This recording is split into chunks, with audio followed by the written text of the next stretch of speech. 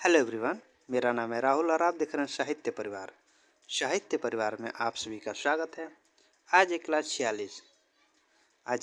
46 में आपको बता दूं कि इसमें हम लोग डेली 25 प्रश्नों को सॉल्व करते हैं और 25 प्रश्न PYQ के रहते हैं। क्लास 46 में हम लोग दिसंबर 2019 के प्रश्नों को सॉल्व करेंगे। दिसंबर 2019 के प्रश्नों को मैंने 50 प्रश्नों को सॉल्व करवा दिया है। आज हम लोग प्रश्न संख्या 51 से लेके प्रश्न संख्या 75 तक के प्रश्नों को सॉल्व करेंगे पूरे व्याख्या के साथ। तो आप लोग बने रहिएगा। चलिए प्रश्नों को हम लोग शुरू करते हैं। प्रश्न संख्या 51। इसको शुरू करने से पहले मैं आपको बता दूं कि इसका स्कंदगुप्त नाटक की जो क्लास है मैंने अपलोड कर दी इसी चैनल पर। तो आप लोगों ने नहीं देखी तो आप लोग उसको जाके देख लीजिएगा। बहुत ज़्यादा महत्वपूर्ण क्लास वो है। इंपॉर्टेंट पंक्तियाँ मैंने उसमें रखी है। सारे गीत रखे हैं, अंक पात्र मतलब अंक रखे हैं, पात्र परिचय रखे हैं, सभी उस नाटक की क्लास में मैंने रखे हैं। तो आप लोग उसको जाके देख लीजिएगा। प्रश्न संख्या 51 लिखा है कि अंधेरे में कविता से संबंधित कौन सी टिप्पणियाँ रामविलास शर्मा की हैं। ए, अंधेरे में कविता की मूल समस्या यही है कि मध्य वर्ग का बुद्धिजीवी सर्वहारा वर्ग से तादात्म्य कैसे स्थापित करें। बी, कवि मुक्तिबोध के लिए असीमता की खोज व्यक्ति की खोज नहीं बल्कि अभिव्यक्ति की खोज है। सी, मुक्तिबोध के काव्य संसार की पटभूमि असंदिग्ध रूप से ऐसी शासन व्यवस्था है जो निहायत चालाक होने के साथ ही बेहद आतताई है। अडी में कि मुक्तिबोध की मुख्य समस्या है अपना वर्ग छोड़कर दूसरे वर्ग के साथ तादात्म्य स्थापित करना। निम्नलिखित में से सही विकल्प चुनिए। ए में कि ए और बी में कि बी और सी में कि सी और डी में कि ए और डी। 51 के इनमें से कौन सा विकल्प सही होगा। अंधेरे में कविता से संबंधित कौन सी टिप्पणियाँ रामविलास शर्मा की है। तो कौन सी टिप्पणी रामविलास शर्मा की है। तो देखो ए और डी।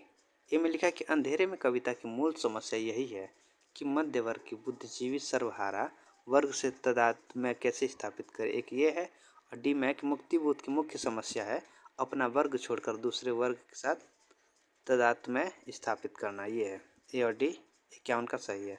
तो विकल्प डी जो वो सही है 51 का। आंसर डी लिखा है कि अंधेरे में कविता से संबंधित टिप्पणियाँ रामविलास शर्मा की इस प्रकार हैं। अंधेरे में कविता की मूल समस्या यही है कि मध्य वर्ग का बुद्धिजीवी सर्वहारा वर्ग से तादात्म्य कैसे स्थापित करे। मुक्तिबोध की मुख्य समस्या है अपना वर्ग छोड़कर दूसरे वर्ग के साथ तादात्म्य स्थापित करना। अंधेरे में कविता गजानन माधव मुक्तिबोध की है। अंधेरे में कविता किसकी है। वह है गजानन माधव मुक्तिबोध की है। प्रश्न संख्या 52 लिखा है कि राम तुम मानव हो ईश्वर नहीं हो क्या। विश्व में रमे हुए नहीं सभी कहीं हो क्या। तब मैं निरीश्वर हूँ ईश्वर क्षमा करें। तुम न रमो तो मन तुम में रमा करे। आधुनिक दृष्टिकोण से प्रेरित मैथिली शरणगुप्त ने राम के विषय में यह काव्योक्ति किस काव्य ग्रंथ में लिखी। ए, पंचवटी, बी, साकेत, सी, नहुस और डी, विष्णुप्रिया। राम तुम मानव हो ईश्वर नहीं हो। 52 के इनमें से कौन सा विकल्प सही होगा। तो देखो 52 का विकल्प बी जो है वो सही होगा। विकल्प बी जो है वो सही 52 का। देखो आंसर भी लिखा है कि राम तुम मानव हो ईश्वर नहीं हो क्या। विश्व में रमे हुए नहीं कभी कहीं हो क्या। तुम में निरीश्वर हो ईश्वर क्षमा करे। तुम न रमो तो मन तुम में रमा करे। आधुनिक दृष्टिकोण से प्रेरित मैथिली शरणगुप्त ने राम के विषय में यह काव्योक्ति साकेत काव्य ग्रंथ में लिखी है। किसमें ये साकेत काव्य ग्रंथ में लिखी है। पंचवटी, नहुस तथा विष्णुप्रिया ये गुप्त जी की रचना है। मैथिली शरणगुप्त की ये तीनों रचना है।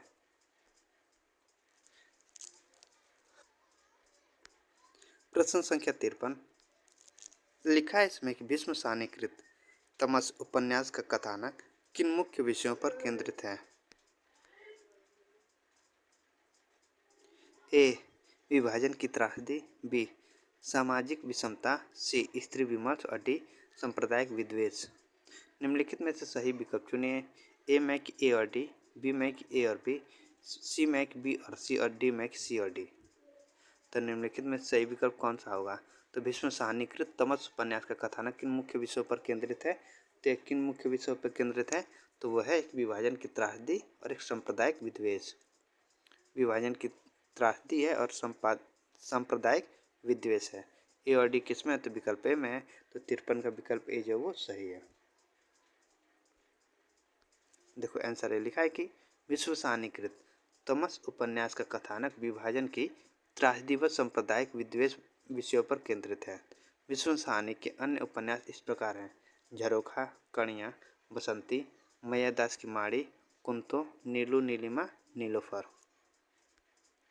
प्रश्न संख्या 54, लिखा है कि रामविलास शर्मा कृत महावीर प्रसाद द्विवेदी और हिंदी नवजागरण का प्रकाशन काल है। ए सन 1965, बी सन 1977, सी सन 1982 और डी सन 1972।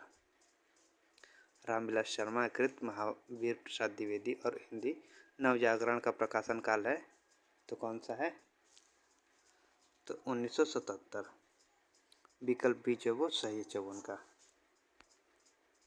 देखो आंसर भी लिखा है कि रामविलास शर्मा कृत महावीर प्रसाद द्विवेदी और हिंदी नवजागरण का जो प्रकाशन वर्ष है वो है 1977। रामविलास शर्मा की अन्य आलोचनाएं इस प्रकार हैं: प्रेमचंद 1941, भारतेंदु युग 1943, निराला 1946, प्रगति और परंपरा 1949, साहित्य और संस्कृति 1949, प्रेमचंद और उनका युग 1952, प्रगतिशील साहित्य की समस्या। ये रामविलास शर्मा की अन्य आलोचनाएं हैं। प्रश्न संख्या 55, लिखा है कि प्रकाशन काल के अनुसार निम्नलिखित उपन्यासों का सही अनुक्रम है। ए पहले परीक्षा गुरु, फिर गोदान, शेखर एक जीवनी, तमस। बी में पहले गोदान, शेखर एक जीवनी, परीक्षा गुरु, तमस। सी में परीक्षा गुरु, तमस, गोदान, शेखर एक जीवनी और डी में शेखर एक जीवनी, तमस, गोदान, परीक्षा गुरु। तो 55 का इनमें से कौन सा विकल्प सही होगा? तो देखो 55 का विकल्प ए जो वो सही होगा, पहले परीक्षा गुरु 1882 आएगा। आगे लिखा है मैंने परीक्षा गुरु 1882, लाला श्रीनिवास दास का ये है। गोदान 1936 मुंशी प्रेमचंद जी का है। शेखर एक जीवनी 1940 और दूसरा है 44। आगे की है और तमस विष्णु साहनी की 1973। ठीक, तो परीक्षा गुरु 1882 लाला श्रीनिवास दास की है। गोदान 1936 मुंशी प्रेमचंद जी की और शेखर एक जीवनी 1940 पार्ट 1 और पार्ट 2 44। ठीक ना, किसके आगे की है और तमस 1973 विष्णु साहनी की है। देखो यहाँ पे लिखा भी आंसर भी कि परीक्षा गुरु 1882 ईस्वी लाला श्रीनिवास दास, गोदान 1936 प्रेमचंद, शेखर एक जीवनी 1940-44 आगे और तमस 1973 विष्णु साहनी। प्रश्न संख्या 56, लिखा कि संज्ञा अथवा सर्वनाम के जिस रूप से उसका संबंध वाक्य के किसी दूसरे शब्द के साथ प्रकाशित होता है उसे क्या कहते हैं? ए विकृत अव्यय, बी कारक, सी संबंध सूचक और डी क्रिया विशेषण। संज्ञा अथवा सर्वनाम के जिस रूप से उसका संबंध वाक्य के किसी दूसरे शब्द के साथ प्रकाशित होता है तो उसे क्या कहते हैं? तो उसे कहते हैं कारक। विकल्प बी जो वो सही है। देखो आंसर भी लिखा है कि संज्ञा अथवा सर्वनाम के जिस रूप से उसका संबंध वाक्य के किसी दूसरे शब्द के साथ प्रकाशित होता है उसे कारक कहते हैं। यहाँ पे है। प्रश्न संख्या 57, लिखा है कि अंधेर नगरी नाटक का अंतिम दृश्य है। ए अरण्य, बी जंगल, सी बाजार और डी शमशान। अंधेर नगरी नाटक का अंतिम दृश्य कौन सा है? देखो इस नाटक को, अंधेर नगरी नाटक को मैंने रिकॉर्ड कर लिया, उसको भी अगले दिन मैं इसी चैनल पर अपलोड कर दूंगा। तो अंधेर नगरी नाटक का अंतिम दृश्य कौन सा है? तो शमशान है ना, उसी में लेके जाते हैं गोवर्धन दास को, शमशान में लेके जाते हैं फांसी चढ़ाने के लिए, क्योंकि वो खा पी के मोटे आदमी की ज़रूरत रहती है वहाँ पे। बकरी मर जाती है, तो जैसे कहानी है ना, आप मतलब उसको देखेंगे क्लास को तो आपको पता चलेगा। जिसने उस कहानी को नहीं देखा है तो मतलब कल मैं अपलोड कर दूंगा 10 से 11 बजे, आप लोग उसको देख लीजिएगा। तो 57 का डी विकल्प जो है वो सही है। आंसर डी, लिखा है कि अंधेर नगरी नाटक का अंतिम दृश्य शमशान है। अंधेर नगरी नाटक के लेखक भारतेंदु हरिश्चंद्र हैं। अंधेर नगरी नाटक में राजा की मूर्खता, अन्याय और अंधेर गर्दी पर तीखा व्यंग किया है। भारतेंदु के अन्य नाटक इस प्रकार हैं: वैदिकी हिंसा, हिंसा न भवति 1873 ईस्वी, विशस्य विष्णोषधम 1876 ईस्वी, प्रेम योगिनी 1875, चंद्रावली 1876, भारत दुर्दशा 1880 ईस्वी, नीलदेव 1881, अंधेर नगरी 1881, सत्य प्रताप जो अपूर्ण रह गया था। प्रश्न संख्या 58 लिखा है कि जो ही पंखी के नियर होई कहे विरह के बाद, सोई पंखी जाय जरी तरिवर होई निपात। ऊहात्मकता के अतिरिक्त उक्त पंक्तियों में व्यक्त भाव की क्या विशेषता है? ए, इसमें प्रेम की विलक्षणता नहीं है। बी, कवि वेदना के स्वरूप विश्लेषण में नहीं, ताप की मात्रा नापने में प्रवृत्ति है। सी, इसमें विरह ताप की वेदनात्मक स्वरूप की अत्यंत विशद व्यंजना की गई है। और डी, इसमें सत्रांश युक्त श्रृंगार के कारण स्वाभाविक प्रेम की व्यंजना नहीं हुई है। तो 58 के इनमें से कौन सा विकल्प सही होगा?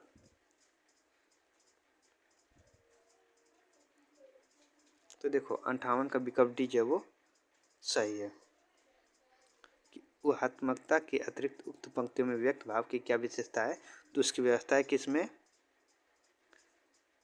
सत्रांश युक्त श्रृंगार के कारण स्वाभाविक प्रेम की व्यंजना नहीं हुई, यह विशेषता है। 58 का डी सही है। देखो आंसर डी लिखा है कि जो ही पंखी के नियर हुई कहे विरह के बाद, सोई पंखी जाय जरी तरिवर हुई निपात।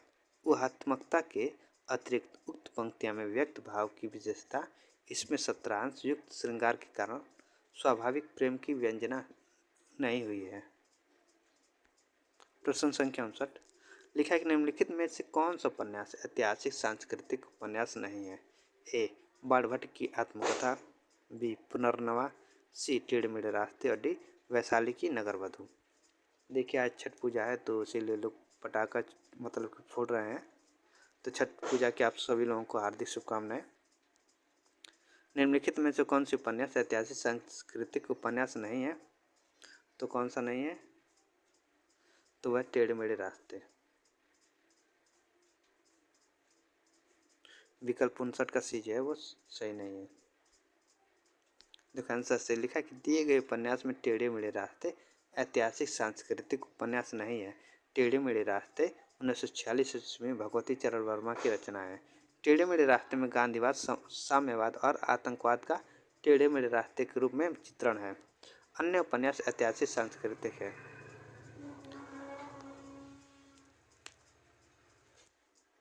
बाणभट्ट की आत्मकथा 1946 ईस्वी एवं पुनर्नवा 1973 ईस्वी, हजारी प्रसाद द्विवेदी का तथा नगरवधू 1949 ईस्वी प्रकाशन वर्ष आचार्य चतुरसेन शास्त्री का ऐतिहासिक एवं सांस्कृतिक उपन्यास है।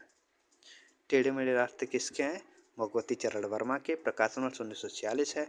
बाणभट्ट की आत्मकथा 1946 ईस्वी प्रकाशन वर्ष है और ये हजारी प्रसाद द्विवेदी के हैं। और पुनर्नवा भी इन्हीं का है, 1973 इसका प्रकाशन वर्ष है हजारी प्रसाद द्विवेदी का। वैशाली की नगरवधू 1949 ईस्वी इसका प्रकाशन वर्ष है। ये चतुरसेन शास्त्री का ऐतिहासिक एवं सांस्कृतिक उपन्यास है। प्रश्न संख्या 60 आनंदवर्धन ने किस काव्य को ध्वनि कहा है? ए, जिसमें शब्द और अर्थ दोनों अपने महत्व बनाए रखकर अर्थ प्रतिपादन करें। बी, जिसमें शब्द की सत्ता गौण और अर्थ की सत्ता प्रमुख हो। सी, जहाँ शब्द और अर्थ दोनों अपने अर्थ का उत्सर्जन करें, व्यंग्यार्थ को अभिव्यक्त करें। और डी, जहाँ अर्थ की सत्ता गौण और शब्द की सत्ता प्रधान हो। तो आनंदवर्धन ने किस काव्य को ध्वनि कहा है? तो किसको ध्वनि कहा है? तो उन्होंने कहा है कि जहाँ शब्द और अर्थ दोनों अपने अर्थ का उत्सर्जन कर व्यंग्यार्थ को अभिव्यक्त करें, उसी को ध्वनि कहा है। तो 60 का विकल्प सी जो वो सही है। देखो आंसर सी लिखा है कि आनंदवर्धन ने जहाँ शब्द और अर्थ दोनों अपने अर्थ का उत्सर्जन कर व्यंग्यार्थ और अभिव्यक्त करे, ऐसे काव्य को ध्वनि कहा है। प्रश्न संख्या 61 लिखा है कि धर्मवीर भारती के संदर्भ में क्या सही नहीं है? ए, वे व्यक्ति स्वातंत्र के विरोधी कवि हैं। बी, वे व्यक्ति स्वातंत्र के पक्षधर कवि हैं। सी, वे किशोर भावुकता के लेखक हैं। और डी, वे मिथकीय संदर्भों पर आधारित कविता लिखने वाले कवि हैं। तो धर्मवीर भारती के संदर्भ में क्या सही नहीं है? तो इनके संदर्भ में क्या सही नहीं है? तो इनके संदर्भ में कि वे व्यक्ति स्वातंत्र के विरोधी कवि हैं, ये सही नहीं है। 61 का विकल्प ए जो है वो गलत है। देखो आंसर है, लिखा है कि धर्मवीर भारती के संदर्भ में वे व्यक्ति स्वातंत्र के विरोधी कवि हैं तथा सही नहीं है, क्योंकि भारती जी व्यक्ति स्वतंत्र के पक्षधर कवि हैं। ये केशव भावुकता के लेखक हैं तथा मिथक के संदर्भों पर आधारित कविता लिखने वाले कवि हैं। प्रश्न संख्या 62, लिखा है श्रद्धा और ईड़ा से संबंधित मुक्तिबोध के सही कथन कौन से हैं? ए, ईड़ा के व्यक्तित्व सामाजिक सार्वजनिक महत्व से विन्यस्त है। बी, श्रद्धा के पास कोई अपना सार्वजनिक जीवन नहीं है। सी, ईड़ा बुद्धिवाद के प्रतीक है। और डी, श्रद्धा में आत्मवध भावुकता का प्रभाव है। निम्नलिखित में से सही विकल्प चुनिए। बी और सी सही, बी में ए और बी सही, सी में कि सी और डी में कि ए और डी। इनमें से कौन सा विकल्प सही है? तो श्रद्धा और ईड़ा से संबंधित मुक्तिबोध का सही कथन कौन सा है? तो इनका सही कथन कौन सा है? तो इनका सही कथन है ए में लिखा है कि ईड़ा के व्यक्तित्व सामाजिक सार्वजनिक महत्व से विन्यस्त है, ये सही है। और बी में कि श्रद्धा के पास कोई अपना सार्वजनिक जीवन नहीं, ये सही है। तो ए और बी सही है। तो ए और बी किस में? तो विकल्प बी में है। तो 62 का विकल्प बी जो है वो सही है। आंसर भी लिखा है कि श्रद्धा और ईड़ा से संबंधित मुक्तिबोध का कथन इस प्रकार है। ईड़ा का व्यक्तित्व सामाजिक सार्वजनिक महत्व से विन्यस्त है। और दूसरा है कि श्रद्धा के पास कोई अपना सार्वजनिक जीवन नहीं है। श्रद्धा और ईड़ा कामायनी के सर्ग हैं। कामायनी में कुल 15 सर्ग हैं। कामायनी 1935 के लेखक जयशंकर प्रसाद हैं। कामायनी का प्रकाशन वर्ष क्या 1935 है और इसके लेखक कौन है? जयशंकर प्रसाद हैं। श्रद्धा ईड़ा क्रमशः हृदय व बुद्धि के प्रतीक हैं। प्रश्न संख्या 63, लिखा है फोर्ट विलियम कॉलेज के हिंदुस्तानी के प्रथम प्रोफेसर कौन थे? A Gilchrist, B Pincott, C William Jones और D Grierson. Fort William College के हिंदुस्तान के प्रथम प्रोफेसर कौन थे? तो प्रथम प्रोफेसर कौन थे? तो वो थे गिलक्राइस्ट। विकल्प ए जो है वो सही है 63 का। देखो आंसर है, लिखा है कि फोर्ट विलियम कॉलेज के हिंदुस्तानी के प्रथम प्रोफेसर गिलक्राइस्ट थे। इस कॉलेज की स्थापना 10 जुलाई सन 1800 को तत्कालीन गवर्नर जनरल लॉर्ड वेलेजली ने की थी। कुछ लोगों ने इस संस्थान को भारत के लोगों को बांटने का खेल खेलने का अड्डा माना है। फोर्ट विलियम कॉलेज में हिंदुस्तानी भाषा जॉन गिलक्राइस्ट के निर्देशन में सुचारू रूप से चली। प्रश्न संख्या 64, लिखा है कि निम्नलिखित में से व्यंग रचनाएं कौन सी हैं? ए, भूलने के विरुद्ध, बी, जीप पर सवार इल्लियाँ, सी, अपनी अपनी बीमारी और डी, निषाद बांसुरी। निम्नलिखित में से सही विकल्प चुनिए। ए में कि ए और बी सही, बी में कि बी और डी, सी में कि ए और सी और डी में कि बी और सी। 64 का इनमें से कौन सा विकल्प सही होगा? तो देखो 64 का विकल्प डी जो है वो सही होगा, बी और सी। मतलब कि व्यंग रचना कौन कौन सी है? तो जीप पर सवार इल्लियाँ और अपनी अपनी बीमारी, ये दो रचनाएं जो हैं वो व्यंग रचनाएं हैं। ये दोनों रचनाएं व्यंग रचनाएं हैं। Answer D. लिखा है दिए गए विकल्पों में व्यंग रचनाएं बी और सी दोनों हैं। इसमें जीप पर सवार इल्लियाँ और शरद जोशी की तथा अपनी अपनी बीमारी, ये हरिशंकर परसाई का व्यंग्यात्मक निबंध है। भूलने के विरुद्ध रमेश चंद्र शाह और निषाद बांसुरी कुबेरनाथ राय का निबंध है। ठीक, देखिए जीप पर सवार इल्लियाँ किसका है? शरद जोशी का है। अपनी अपनी बीमारी हरिशंकर परसाई का है। और भूलने के विरुद्ध ये किसके है? रमेश चंद्र शाह का है। और नित्य सात बाँसुरी कुबेरनाथ राय का निबंध है। चारों के चारों निबंध है।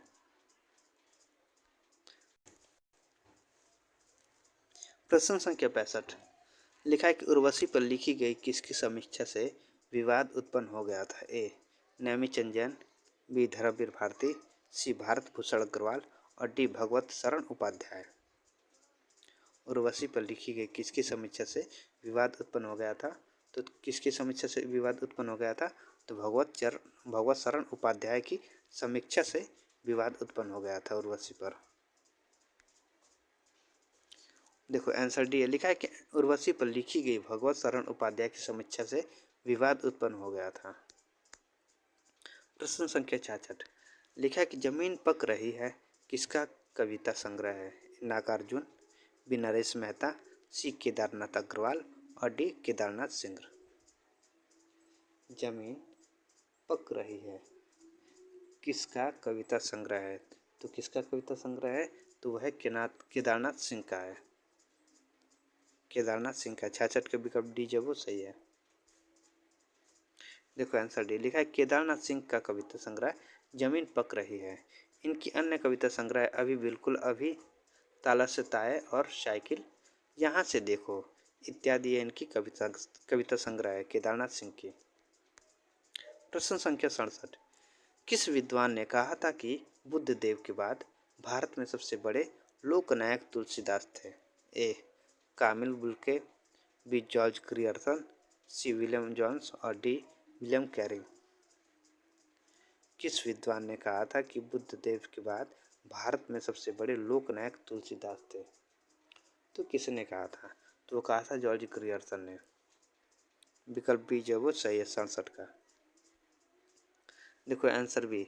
लिखा है यहाँ पे कि जॉर्ज ग्रियर्सन ने कहा था कि बुद्ध देव के बाद भारत में सबसे बड़े लोकनायक तुलसीदास थे। कामिल बुल्के बेल्जियम के निवासी थे ये। कौन? George Grierson. इन्होंने इलाहाबाद विश्वविद्यालय में रामकथा उत्पत्ति और विकास नाम से शोध किया। इस शोध ग्रंथ को रामकथा संबंधित समस्त सामग्री का विश्वकोश कहा जाता है।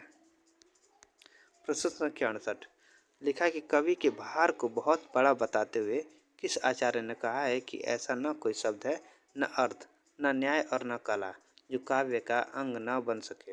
ए राजशेखर, बी भामा, सी दंडी और डी आनंदवर्धन।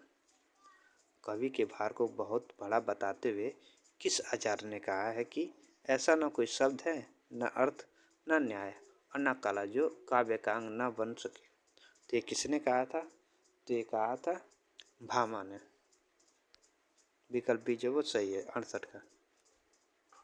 देखो आंसर भी लिखा है कि यहाँ पे भामा ने कहा कि ऐसा न कोई शब्द है, न अर्थ है, न न्याय और न कला जो काव्य का अंग बन सके। प्रश्न संख्या 69 लिखा है कि प्रकाशन वर्ष की दृष्टि से निम्नलिखित काव्य कृतियों का सही अनुक्रम है। ए में पहले विष्णु प्रिया, फिर कुकुरमुत्ता, चांद का मुंह टेढ़ा है, आंगन के पार द्वार। बी में पहले कुकुरमुत्ता, विष्णु प्रिया, आंगन के पार द्वार, चांद का मुंह टेढ़ा है। सी में आंगन के पार द्वार, चांद का मुंह टेढ़ा है, विष्णु प्रिया और कुकुरमुत्ता। और डी में पहले चांद का मुंह टेढ़ा है, विष्णु प्रिया, कुकुरमुत्ता और आंगन के पार द्वार। तो 69 के इनमें से कौन सा विकल्प सही होगा? तो देखो 69 का विकल्प बी जो है वो सही होगा। कुकुरमुत्ता पहले आएगा। प्रकाशन वर्ष 1942। कुकुरमुत्ता प्रकाशन वर्ष क्या है? 1942। किसका है? निराला का है। सूर्यकांत त्रिपाठी निराला जी का है। विष्णु प्रिया 1957। किसका है? मैथिली शरण गुप्त जी का है। आंगन के पार द्वार प्रकाशन वर्ष 1961। ये किसका है? ये अज्ञे जी का है। और चांद का मुंह टेढ़ा, इसका प्रकाशन वर्ष 1964। ये गजानन माधव मुक्तिबोध का है। कुकुरमुत्ता 1942, विष्णु प्रिया 1957, आंगन के पार द्वार 1961 और चांद का मुंह टेढ़ा है 1964। 69 का विकल्प बी जो वो सही है। देखो आंसर भी लिखा है कुकुरमुत्ता ये निराला की रचना है। 1942 प्रकाशन वर्ष है। विष्णु प्रिया मैथिली शरण गुप्त की रचना है। 1957 प्रकाशन वर्ष। आंगन के पार द्वार अज्ञे का है। 1961 प्रकाशन वर्ष। और चांद का मुंह टेढ़ा है ये गजानन माधव मुक्तिबोध का है। प्रकाशन वर्ष 1964 है। प्रश्न संख्या 70, लिखा है कि सिद्धों से संबंधित रामचंद्र शुक्ल के कौन से कथन सही हैं? ए, वज्रयान में आकर महासुखवाद का प्रवर्तन हुआ। बी, नाथ पंथ सिद्धों की परंपरा से नहीं निकला है। सी, सिद्धों का साहित्य शुद्ध साहित्य के अंतर्गत नहीं आता है। और डी, सिद्धों की वानियाँ सांकेतिक नहीं है। निम्नलिखित में से सही विकल्प चुनिए। ए में कि ए और सी, बी में कि ए और बी, सी में कि बी और सी, और डी में कि सी और डी।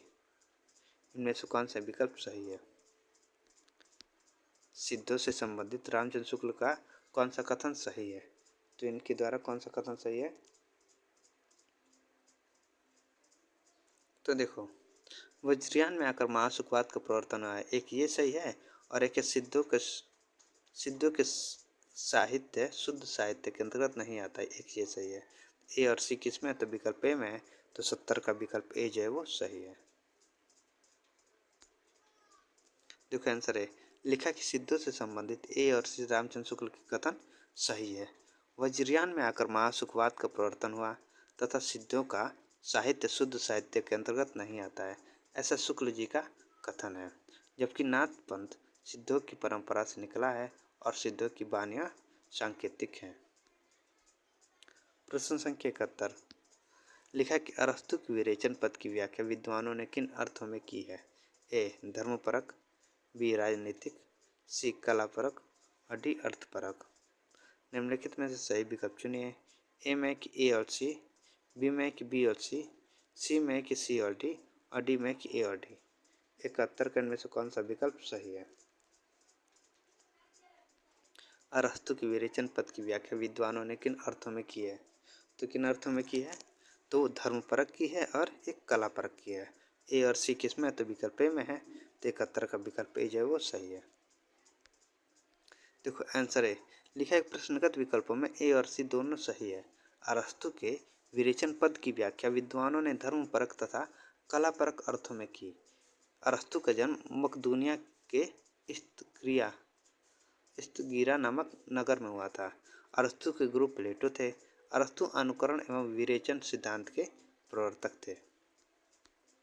प्रश्न संख्या 72, लिखा है कि रचनाकाल के अनुसार निम्नलिखित कवियों का सही अनुक्रम है। ए, सरापा, पुष्पदंत, अधमाड़, लुइपा। बी में पहले लुइपा है, सरापा, अधमाड़, पुष्पदंत।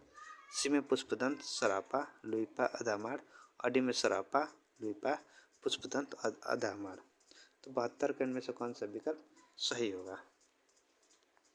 तो देखो 72 का विकल्प डी जो वो सही होगा। पहले आएंगे सरापा, प्रकाशन वर्ष 7वीं शती, उसके बाद लुइपा 8वीं, पुष्पदंत आएंगे 10वीं, और अधमाड़ आएंगे 14वीं। तो विकल्प डी जो वो सही है 7 का। सरापा 7वीं, लुइपा 8वीं, पुष्पदंत 10वीं और अधमाड़ 14वीं। देखो आंसर डी है यहाँ पे, सरापा 7वीं 8वीं सती, लुइपा 8वीं सती, पुष्पदंत 10वीं सती और अधमाड़ 14वीं सती। प्रश्न संख्या 73, लिखा कि तात्विक दृष्टि से ना तो हम इन्हें मतलब कि किसको, कबीर को पूरे अद्वैतवादी कह सकते हैं और ना एकेश्वरवादी। कबीर से संबंधित यह विचार किसका है? ए, हजार प्रसाद द्विवेदी, बी, रामचंद्र शुक्ल, सी, राहुल सांकृत्यायन, और डी, माता प्रसाद गुप्त। मतलब कि कबीर के संबंध में यह कथन किसका है कि तात्विक दृष्टि से न तो हम इन्हें पूरे अद्वैतवाद कह सकते हैं और ना ही एकेश्वरवाद। ये कथन किसका है, ये विचार किसका है? तो वो है रामचंद्र शुक्ल जी का है। विकल्प बी जो वो सही है 73 का। देखो आंसर बी, लिखा है कि रामचंद्र शुक्ल कबीर के दर्शन के संबंध की चर्चा करते हुए कहते हैं कि तात्विक दृष्टि से न तो हम इन्हें मतलब कबीर को पूरे अद्वैतवाद कह सकते हैं और ना ही एकेश्वरवाद। जबकि हजारी प्रसाद द्विवेदी कबीर की भाषा को लेकर काफ़ी प्रभावित हैं। भाषा और जबरदस्त पकड़ के कारण कबीर को हजारी ने भाषा का डिटेक्टर कहा है। भाषा का डिटेक्टर किसने कहा है? तो वो हजारी प्रसाद द्विवेदी जी ने कहा है। प्रश्न संख्या 74, लिखा है कि भारतीय संविधान के किस अनुच्छेद के अनुसार उच्चतम न्यायालय तथा उच्च न्यायालय में सब कार्यवाहियों अंग्रेजी भाषा में होंगी। ए अनुच्छेद 343, बी अनुच्छेद 344, सी अनुच्छेद 346 और अनुच्छेद 348। 74 का इनमें से कौन सा विकल्प सही है कि भारतीय संविधान के किस अनुच्छेद के अनुसार उच्चतम न्यायालय तथा उच्च न्यायालय में सब कार्यवाही अंग्रेजी भाषा में होगी। तो किस अनुच्छेद के तहत है, तो वह है 348 के तहत, अनुच्छेद 348। 74 का विकल्प डी जो वो सही है। देखो आंसर डी लिखा है कि अनुच्छेद 348 के अनुसार भारतीय संविधान के अंतर्गत उच्चतम न्यायालय तथा उच्च न्यायालय में सब कार्यवाही अंग्रेजी भाषा में होंगी। इसके अलावा संघ तथा राज्यों के स्तर पर भी विधेयकों, संशोधनों, अधिनियमों, अध्यादेशों, आदेशों, नियमों, विनियमों तथा उपनियमों के प्राधिकृत पाठ भी केवल अंग्रेजी में ही होंगे। अन्य अनुच्छेद इस प्रकार हैं। अनुच्छेद 343 को अगर देखें, संघ की राजभाषा हिंदी तथा लिपि देवनागरी होगी। मतलब अनुच्छेद 343 में बताया है कि संघ की राजभाषा कौन सी होगी, वो हिंदी होगी और इसकी लिपि कौन सी होगी, वो देवनागरी होगी। अनुच्छेद 344 में लिखा है कि राष्ट्रपति द्वारा राजभाषा आयोग के गठन के प्रावधान से संबंधित है। प्रश्न संख्या 75 लिखा है कि निम्नलिखित ग्रंथों का सही कालक्रम है। ए में aesthetic literaria biography, the sacred wood of poetics. B में पोएटिक्स है, literaria biography, aesthetic, the sacred wood. C में लिटरेरिया है, biographia, aesthetic, the sacred wood, poetics. D में द सेक्रेड वुड है, पोएटिक्स है, लिटरेरिया बायोग्राफिया और फिर aesthetic. तो 75 का इनमें से कौन सा विकल्प सही है, तो देखो 75 का विकल्प भी जो वो सही है। Poetics, Literaria Biographia, aesthetic, the sacred would. अब कैसे देखो, पहले अरस्तु, मतलब अरस्तु का अगर इसका मतलब कि क्रम तो नहीं पता, मतलब सन तो नहीं पता है कि किस वर्ष में रचा गया था, लेकिन अरस्तु, जैसे कि अरस्तु का जन्म कॉलेज से पहले हुआ था, पहले अरस्तु का जन्म, फिर कॉलेज का जन्म, फिर क्रोचे का जन्म, उसके बाद टी.एस. एलियट का जन्म हुआ था। तो उसी आधार पर यहाँ पे रचना को रखा गया। जैसे अरस्तु का जन्म पहले हुआ था तो इनकी रचना ये पहले आएगी। पोएटिक्स कॉलेज का पहले हुआ था तो इनकी भी रचना ये पहले है। उसके बाद मतलब कि कॉलेज का जन्म हुआ था तो उसके बाद लिटरेरिया बायोग्राफी आएगी, फिर एस्थेटिक आएगी, ये क्रोची की रचना है, और टी.एस. एलियट की रचना द सेक्रेड वुड। ठीक, तो ये थे आज के 25 प्रश्न। अगर अच्छा लगा तो प्लीज़ आप लोग लाइक करिएगा और सब्सक्राइब करिएगा। मैंने टेलीग्राम के चैनल को यहाँ इस मतलब कि नीचे इसकी लिंक मैं डाल दूँगा, आप लोग उसको ज्वाइन कर लीजिएगा। टेलीग्राम ज्वाइन करने पर आपको नोटिफिकेशन मिल जाएगी और आपको PDF समय समय पर मिलता रहेगा। और मैं आपको फिर से बता देता हूँ कि मैंने नाटक की क्लास को अपलोड कर दिया है, आप लोग जाकर इसको देख लीजिएगा। स्कंदगुप्त नाटक को मैंने अपलोड किया है, उसमें पूरे बाकायदे महत्वपूर्ण पंक्तियाँ, गीत, अंक, विपात परिचय पूरे बाकायदे से मैंने बताया है। तो आप लोग उसको जाकर देखिएगा और ज़्यादा से ज़्यादा शेयर करिएगा। तो आज के लिए इतना ही, धन्यवाद।